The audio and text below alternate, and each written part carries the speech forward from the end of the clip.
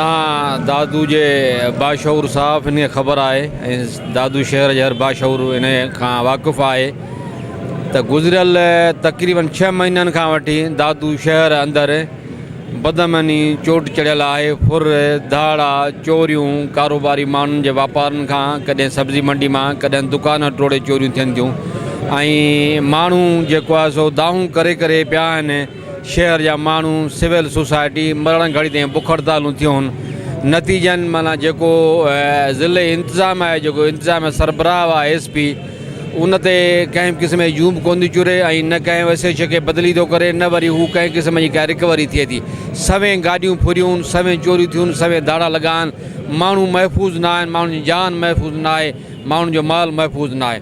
ज़ाहिर आहे इन मां साफ़ ज़ाहिर आहे त SP हितां दादू जो आवाम, पूरे ज़िले जो आवाम अॼु त रेफरेंडम ॾेई चुको आहे त जेको आहे सो SP नाल आहे उनखे हटाए वञे।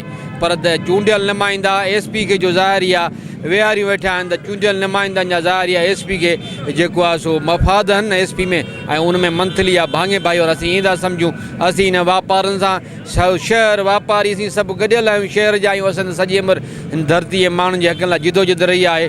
पर शहर जे वापारनि जेको अॼु नारो हणी ऐं पलथी हणी सभनि जे तइदाद में हिते दादू प्रेस इन जे SP मोड़ जे साम्हूं सुबुह खां वेठा आहिनि। को बि हिन वक़्त ताईं चूंडियल नुमाइंदो न पहुतो आहे। असीं ज़ाहिरी आहे शहर जा माण्हू, शहर जा जे माण्हू सलाहियल आहियूं।